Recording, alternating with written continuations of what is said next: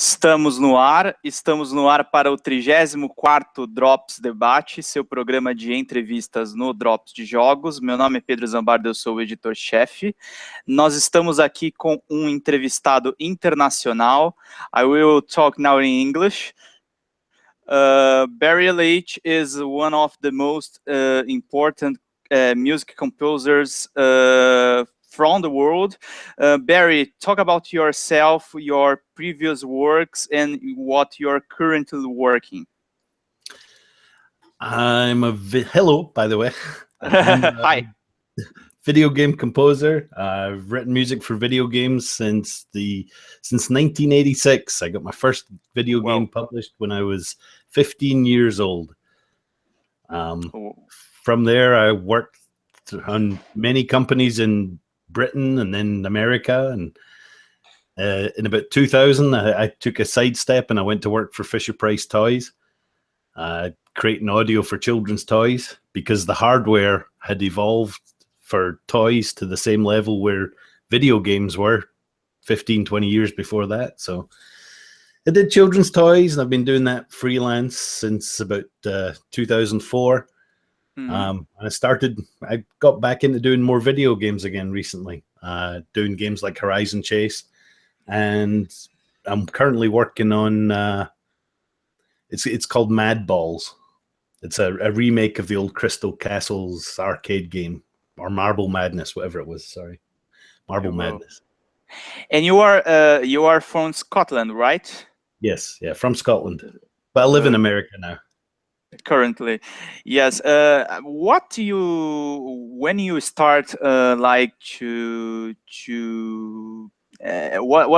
was your first video game? What the first game you see, and when you decided that's a good career for you?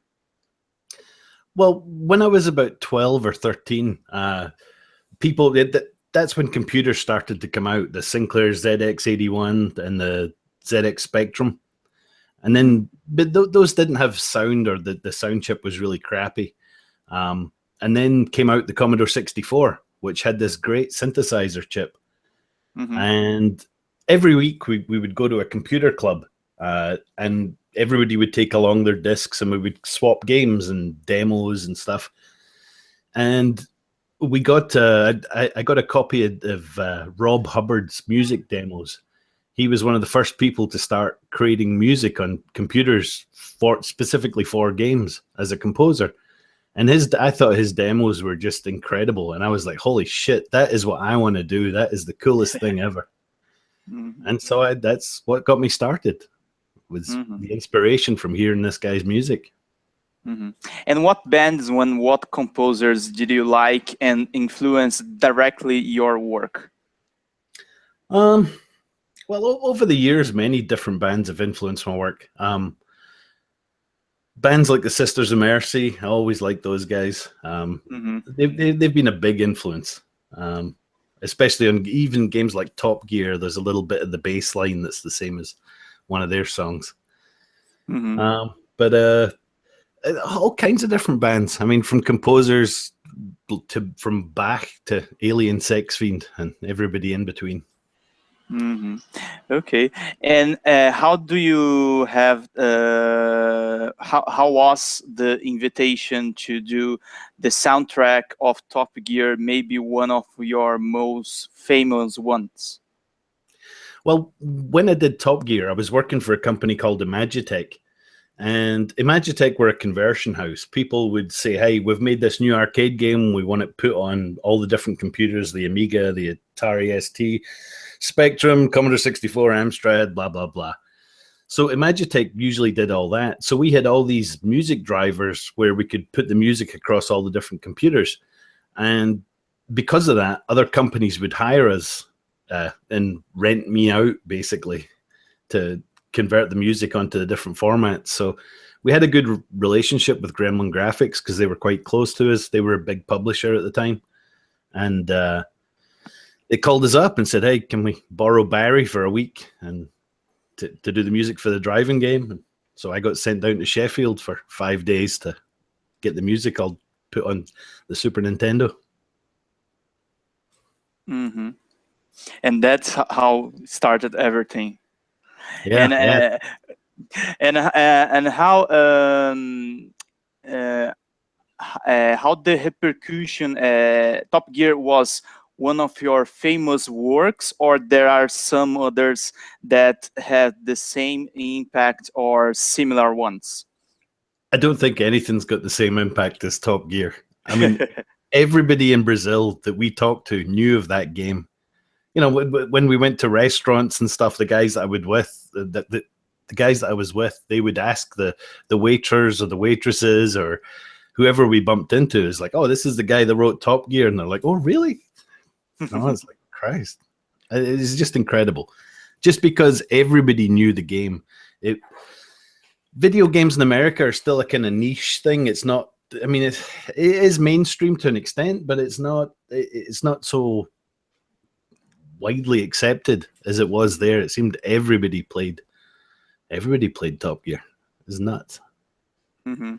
It's like nuts. This is what the Super Mario guy feels like. The guy that wrote the Super Mario music. That's what he knows. Everybody knows his music. Mm-hmm. And it's incredible. It's so amazing. Mm-hmm. There is a question here from Renato Bazano, one of our colleagues there in Drops de Jogos. He asked, like similar to your answer, Top Gear, you describe it as a cult movement in Brazil, like comparing to the other countries. It's become a meme almost. You know, people post little videos of kids dancing or people chasing each other, and it's because it was a multiplayer game. People sat down and played this game socially. You know, there's not been that many games that you could do that with. Mm-hmm. There are other games you worked also, like Lotus Turbo Challenge and Rush. You can talk a little about it? Rush 2 and Rush 2049, those were... Yeah. When you talk about being influenced by certain bands, I was very into the band Underworld. So I let those styles influence the music. I wanted to do something more percussive based rather than totally melodic. But the downside of that was neither of those games, I don't think the soundtracks were so popular. I mean, there's little bits of melodies in there, but it's not Top Gear or Horizon Chase or anything, you know? Mm-hmm. Did you like to have your music in like video game live here in Brazil, like these live performances? How do you describe the sensation to have this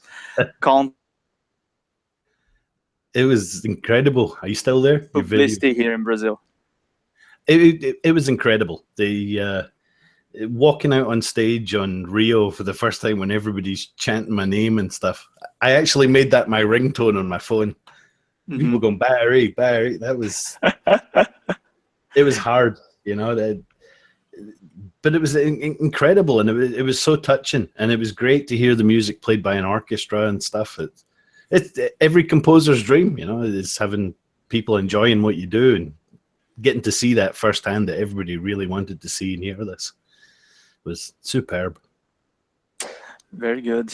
How was the work? You have like 30, almost 40 years of career. 31. 41. How was the routine to compose music for Horizon Chase in 2040? 2015, and how was, in your opinion, the feedback of the game, the Brazilian game, with your music? Well, Horizon Chase came around when Aquarius contacted me on Facebook, and they're like, "Hey, we're Brazil's biggest game developer, and we want to remake Top Gear." I'm like, "They have game developers in Brazil? When did this happen?" Because in Scotland, we don't learn anything about Brazil. We don't know. We know where it is, but it just looks like a big jungle. I'm like, well, just a big jungle. But no, like Simpsons. Yeah, it's huge. It's an incredibly big country, mass populace. But but yeah, I got talking to those guys, and they got me involved in doing the music, and it was great to sit down and carry on writing from where I left off 25 years ago to do it again today, more modern. Mm-hmm. That was a lot of fun. Plus, I got to be the rock star for once. You know, anything I wrote, these guys were like, "Yes, this is great. Keep going." Mm-hmm. So I just kept going. Mm-hmm. There are other video game composers that you like nowadays. They are doing great jobs in some games. What you would indicate for us? Modern game composers, yeah. There's a ton of people writing a lot of great music. I mean, they're the guys I grew up looking up to and idolizing. I mean, most of them have stopped composing. Rob Hubbard, Martin Galway, Ben Dalglish. I mean, those were all the original Commodore 64 composers, and most of them don't write much music these days. And I mean, back then you had to focus everything on this little tiny synthesizer chip, and these days you have access to full orchestral libraries, and it's so much easier to make music these days. And there is any game you are waiting this year, you are curious to know more about it? Like, not only indie games, but even the mainstream games. There is some games you are interested in? I'm waiting for there to be a really good virtual reality game. I got an HTC Vive, and I'm dying for there to be a killer app for it, but there still hasn't been anything that's really incredible. I mean, it is great experiences and everything, but there's nothing been super fun that you wanted just to keep playing. Mm-hmm. Which is kind of sad, because I expected more from it. Mm-hmm. You like PlayStation VR, or you think HTC is better? Oh, I'm sure there'll be. I think there'll be a lot more quality products on the PlayStation, just because it's the nature of the financial side of the business. You know, people don't pirate PlayStation games, but people pirate PC stuff. Okay, Barry, there is some tips you indicate for game music composers in the beginning of their careers. What they should do to make a good career in game music. Sorry. Write a lot of music. Write a lot of demos. Mm-hmm. You know, create all different kinds and styles of music. I mean, there's nothing worse than going to someone's SoundCloud page and they've got 27 tunes that are all exactly the same. You want to hear a nice variation, and mm-hmm. you know, and as a composer, you've got to challenge yourself. You've got to, if you don't like heavy metal music, write heavy metal music. Get it, you know, learn how the stuff's structured and mm-hmm. what makes that genre work. Mm-hmm. I always like to do that. Write something I don't like. Mm-hmm. Write something you don't like just to learn about it. Yeah. Mm-hmm. Totally. Okay. There is anything in game music that annoys you? There are some things you wish you think is bad for the market. What some difficulties for game music composers right now? I think it's really easy to. When I went to the Video Games Live concert in Grand Rapids the beginning of this month, they were playing a lot of music from many console games that I hadn't really played because I don't have a console and I don't have that much time. But all the music was all these huge dramatical orchestral scores, mm-hmm. and it was so intense and stuff. And they're going from game to game to game when it's all it was all very similar. And it was like, you know, I can understand the attraction of that as a composer and in the game, because every game it's always a fight to the death and you want it to be dramatic and scary. But when you're listening to it, you're like, oh my God, this is just another big, dramatical, scary piece. You know, couldn't they have done something different? You have to think about like what John Carpenter did for horror films in the 80s. Synthesizer stuff to create a great atmosphere compared to going the easy route. But then again, that was economics. John Carpenter, he only hired himself to do the music because he was the cheapest musician and he knew, cheapest composer. You are the one-man army or something like that? Exactly. Okay. There are some people in our streaming. Thiago Adamo is a very close friend of yours, right? I don't know who's watching. I need to see who's... what is his name again? Thiago Adamo. Oh, Thiago, yeah. Thiago was with us on the Video Games Live tour down in Brazil. That was fun. Yeah. There are some people. He was my go-to guy. It's like, Thiago, we need something. We can't find this. Where are we going now? Okay, Barry. What do you think about? You have some experience, so a guy who works with sound effects actually is good for him to do the composition, or it's better when two different people works with the sound effects and other with the music? I mean, some people have a great focus on doing just a specific job, whether it's sound design or composition. I mean, I always liked writing music more than I like doing sound effects, but it's fun to do sound effects when you have to do them. When I got involved in a project called Slain last year, and I had to do a shitload of sound effects for that. And that was fun to do, all these horrible sounds of monsters being cut up. And I did a great sound effect of a dog burning to death. Because there's dog. There's a werewolf that catches fire in the game. So I got to do this horrible sound effect with a dog burning and dying. Oh, gosh. It's pretty horrific. It's like... It was fun to do, you know, it's being creative. It's whatever you find... fun being creative at.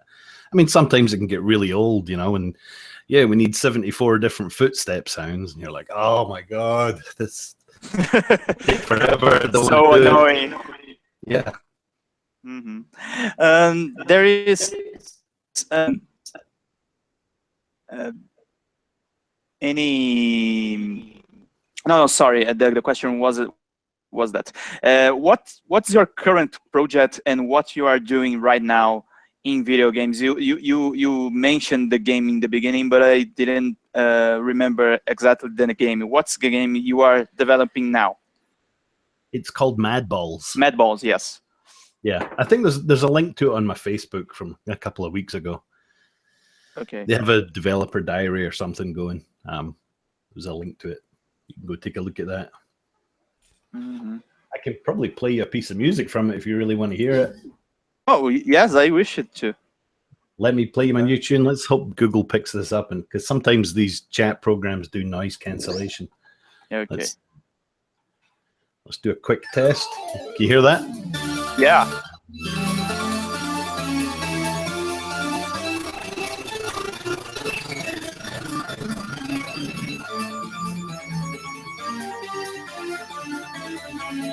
Keyboards, right? What's that? A lot of keyboards. Yeah. I was trying to make it sound like Bach with the arpeggios and chord progressions. Again, because Bach wrote some horribly complicated stuff, and if you go to try and write that stuff, you're like, oh, this is so hard. But it's a good challenge as a composer to write in that style. And what's about the game? What's the mechanics of in? It's a marble madness game where you run a little marble down the maze. Okay. and you are doing this job right now, and you are like launching a soundtrack like about the Horizon Chase work and Top Gear with Nino Mega Driver. Yes, you took an own CD. We had the CDs made for the video games live concerts in Brazil, and we have a few left over, so we're trying to sell those. I also just released the Dark Quest 2 soundtrack. It's on Steam and Bandcamp and Google Music, Amazon Music, all the stores. Okay, it's a good work to know more about that. And Thiago Damo also commented that your song about Mad Balls are like ba arpeggios, you know. It's high influence about this. Huge influence. But also with the Mad Balls project I've been working on, the different levels, what I've done is for each level I've tried to let another composer influence me. Like that level was Bach. There's another level because the game was a remake of Marble Madness. Brad Fuller wrote the music for the original arcade game, and he died last year. So I let his music influence a level of that. I thought that was a nice little tribute to me. Another level was Rob Hubbard. Do you want to hear little bits of these? Do you want me to play them? Okay. Yeah, cool. Let's try this one. This one is the Brad Fuller.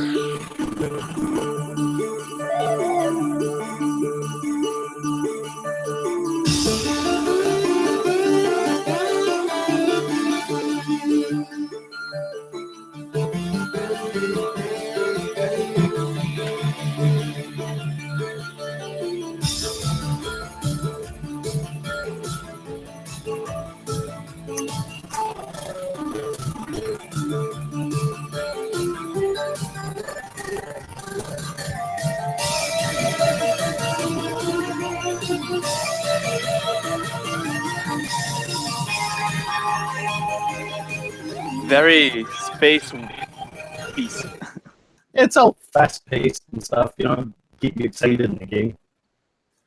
The other one, this one is a nice little musical nod to Rob Hubbard. I always like his stuff.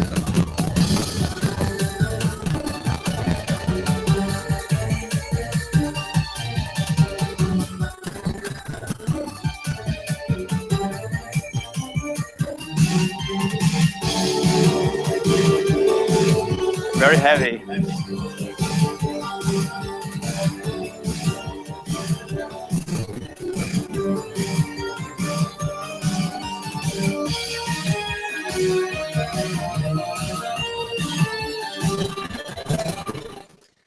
It's kind of fun using those old synth sounds because the game has a retro feel to it. I was trying to use a lot of old retro video game type sounds, and that Commodore 64 lead sound, it's so similar to electric guitar squealing, so it's nice to use that. I like that. Very good. Commodore is influence to all your career, right? Yeah. Was a very good machine. There is Renato Bazano also comment. Barry Leitch has a lot to teach Brazilian composers, giving our taste for retro games. Did you notice this kind of taste here? And you know if more countries have this kind of taste? I think the retro thing is very popular worldwide. I mean, it's. I know Brazilians have a very special place in their heart because you guys had the Super Nintendo much longer than any other country. I think most other countries moved on to the Xbox and PlayStation, and you guys stuck with the Super Nintendo because the new machines were just crazy expensive, and you had all these games for it. Fuck, why buy a new system? So it was. It's very obvious as to why you guys like it so much. We have a lot of Mega Drives also, you know. a lot of fans from Sega. Yeah, yeah. Yes, Yeah, Mega Drive had that. Nino's great. I stayed with Nino when I was down in Brazil, and we had a great time. He showed us around the place, and we never got to see any capybara though. That was we drove around looking for these big rat things you guys have down there. We couldn't find them. Did you like his Sonic guitar? Yeah, yeah, it's incredible. He He built has on. a lot of cool stuff. He has an arcade machine with all the emulators on it and stuff too. It was cool to get to see that. One of my last questions about the Easter eggs of Horizon Chase. You did one for your wife Karen. How was to make it? That was awesome. I mean, we used to put Easter eggs in most of the games, like Rush 2 and Rush 2049. There was always stuff on billboards. They would say little things, but you could never read them because they went past so quickly. I think there was one in California Speed. It was a really, really bad one that one of the artists put in. It said sometimes God takes away puppies and little girls, and sometimes, just sometimes, I do. And it was so demonic. It was hilarious. But I think it only showed up on the internet a couple of years ago. Somebody finally found it after like 15 years, this little billboard someplace. But yeah, so the Easter egg with Horizon Chase. I had talked to the Aquarius guys. I said, look, I'm going to propose to my fiance, and I wanted or my girlfriend, and I wanted to do something special. Is it possible we could slip something in on a billboard at the side of the track? And Aquarius turned around. They're like, oh, hell, we can do better than that. And they came back with this idea of drawing a love heart on the screen and said, we can have some stuff. You can play some music. And so I did that music box arrangement of the Top Gear theme. And I did it in the style of there's a piece of music from a French film that Karen loves. It's by Jan Tiersen. So I did the arrangement in the style of that piece of music. So she would catch her ear and she would like it. So that was fun to do. It was a lot of fun. And plus they sent a film crew to film her in Scotland to see it for the first time. We told her she was going to be interviewed for a documentary about all the partners of the developers and what it was like being in a relationship with someone while they're working so hard on this game. And she totally fell for it. It was great. And she said yes, which is even better. It's the best part, I think. Yeah, and now she's here in the States. We got married about 5 or 6 months ago. It's awesome. How was the marriage? Oh, it was perfect. It was great. We were going to have a very small marriage, which was just a small ceremony, us and the family. And then I told my buddies, I was like, because I play poker with my buddies every week, and I said, hey, I'm going to get married. And one of them turned around and he said, oh, we could wear kilts. We could all come and we could wear kilts. And all the other Americans were like, yes, we can wear kilts. So I was like, oh, God. We ended up having this big wedding with everybody dressed in kilts, getting drunk. It was fun. Very good. Barry, we have a question here from Thiago Schiffer, one of video game composers from Brazil. He asked, does he process his synth sounds through guitar effects, or did you do all over computer? I love distortion. I love distortion effects. I love feeding the synth sounds through them. It gives it such a great sound, and it's something we never had when we're working on the actual video game hardware, because none of them had any DSP effects other than the Super Nintendo having that little echo effect. That was really cool. But distortion to me it's fantastic. I love playing with that. And I love feeding synths through it. And plus you don't have to deal with having a guitarist in the office. Okay. Giovanni Webster also said all video productions of Wedding Request was so awesome. Did you agree with that, right? Oh yeah, it was superb. Video production was great. Okay. Other question from Chonk, Brazilian guy, asking about Brazilian games. what US gamers think when they hear about our games here in Brazil, and what do you think about the music of Brazilian video games? I don't think I don't know if American gamers, I mean, I don't really know an awful lot of American gamers. Most of my friends here don't play video games, and they all look at me like I'm weird because I do. Oh my God. I know it's strange, isn't it? Right? You know, but I don't know if the ones that do, whether they pay attention to who's developing the games. I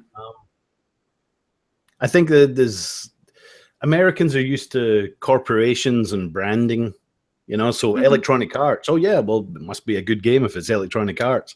They don't really look at who the smaller studios are. I think hardcore gamers probably do. They'll pay attention to that. And what do you think about Brazilian games and Brazilian music? Well, the only one I've really seen was Horizon Chase. Okay. We have like... I think the game music is coming along great. I mean, I hear the stuff people are writing and sending me. And when we did that remix contest for Horizon Chase, oh my God, the quality was through the roof. It was fantastic. Okay. All these guys did remixes. I mean, some of them were better than what I could do. Christ. Barry, we have like half an hour of interview here. I think I will end the transmission. There is something I didn't ask you. You wish to talk of for your Brazilian fans? I would ask them to go and check out Dark Quest 2, because I spent a lot of time on that. It's not a heavy rock soundtrack. It's not a fast-paced soundtrack. It's slow and atmospheric, but I tried to write a lot of fun melodies, good melodies on it. Hopefully they would like that. Something different to listen to. Because if all the games soundtracks are like Top Gear and Horizon Chase, you got to have something to calm the mood down a little bit. Okay, so another tip for our game fans and game developers to know, right? Exactly. And tell them thank you very much for all the kindness and kind words that they've shown me and sent to me, just even adding me on Facebook and saying hi and stuff, telling me how much they like the old games. It's awesome to hear. Okay. Thank you, Barry. Thank you very much for the interview, for your time. Thank you, Pedro. It was fun. Ok. Se você gostou desse vídeo, por favor, assine o canal, continue acompanhando aí que a gente vai continuar fazendo os nossos Drops Debates semanalmente. Valeu, bye bye!